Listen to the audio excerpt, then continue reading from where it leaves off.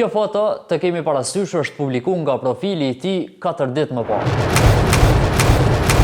Besoj se tani më të gjithë e keni pasur mundësinë që ta shihni në rrjetin social TikTok Arber Havullin, personi që është i dyshuari kryesor për vrasjen e Bashkim Spahiut në Llapashticë të Podujeves e që i njëjti vazhdon të jetë në Arrati.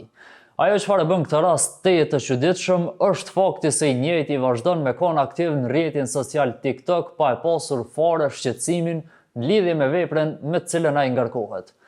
Kjo foto të kemi parasysh është publikuar nga profili i tij 4 ditë më parë. Pra një person që kërkohet për vrasje publikon video me armë, me muzikë për drogë dhe dhunë dhe e bën këtë pa asnjë frikë edhe pse është në kërkim nga policia e Kosovës. Derisa i bën këtë lloj veprimi nuk dihet nëse i njëjti është brenda apo jashtë Kosovës. Në një nga videot e tij shihet qartë terreni ku është kultivuar marihuanë e në të tjera e shohim duke gjuajtur edhe me armë zjarri. Edhe ndërkohë as policia e as kusht tjetër nuk po e gjen. Pra, qysh është e mundur që policia nuk arrin me lokalizu një person që vet e kërkon edhe po ashtu e tregon se ku është ai vet?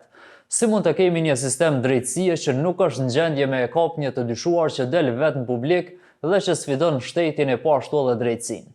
Derisa ministri i Brendshëm e më pas edhe ish ministrja e drejtësisë Albolena Agjiu vazhdimisht thirrëshin në arritje për ngritjen e sigurisë në vend, tek ne pati vrasje të njëpasnjëshme e po ashtu të cilët autorët e të cilave në fakt nuk arritën që të arrestoheshin e po ashtu arratisën pa asnjë problem.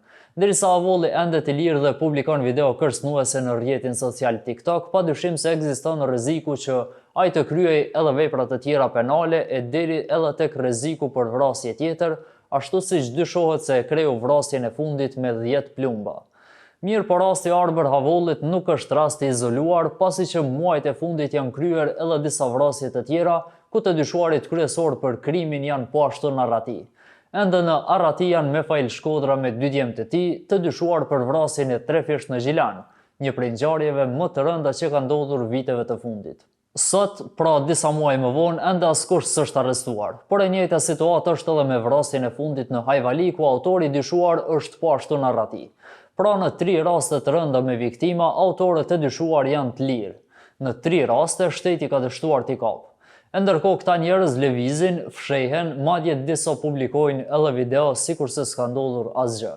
Kur dikush që dyshohet pra për vrasje mund të dalë në TikTok dhe të bëj humor me shtetin, atëherë secili mundemi me pyet pse ligji po funksionon vetëm për të dobtit, ndërsa të rrezikshmit janë të paprekshëm. Në çdo vend normal, publikimi një video nga një person në Arrati do të ishte gjurmë e bollshme për hetim dhe organet e drejtësisë, brenda orësh pra do të duhej të ndalohej. Deri tani nuk është dhënë asnjë përgjigje, asnjë rezultat për të 3 rastet, gjë që flet shumë për sigurinë e vendit tonë.